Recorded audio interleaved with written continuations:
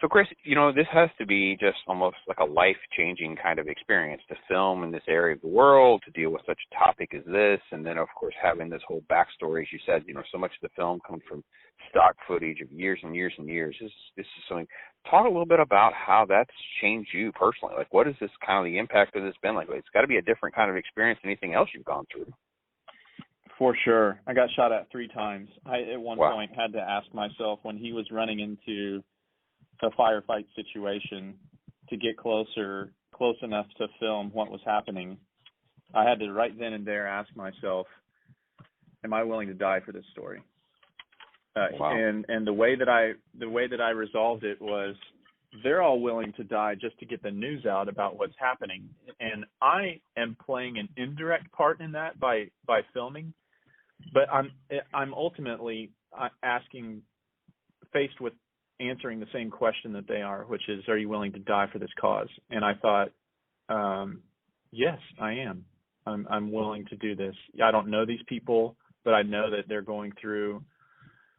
I have come to know them, and I've come to want to advocate in the way that I can. I'm willing to lay my life down to create greater equality and justice for those around me, and stand up for the vulnerable in this way.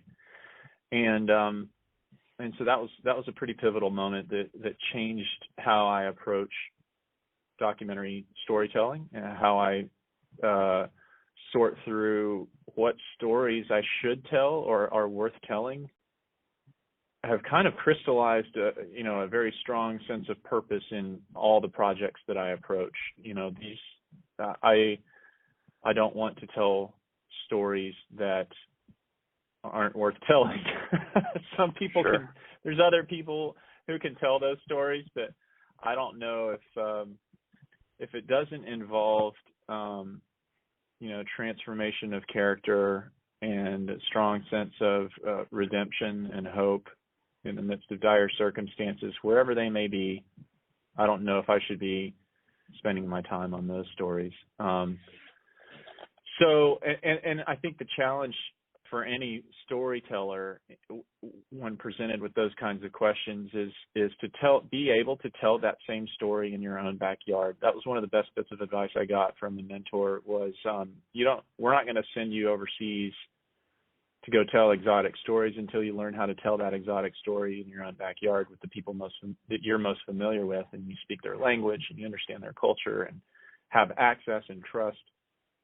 And those are all the kind of core components of what allows for great storytelling to emerge. So,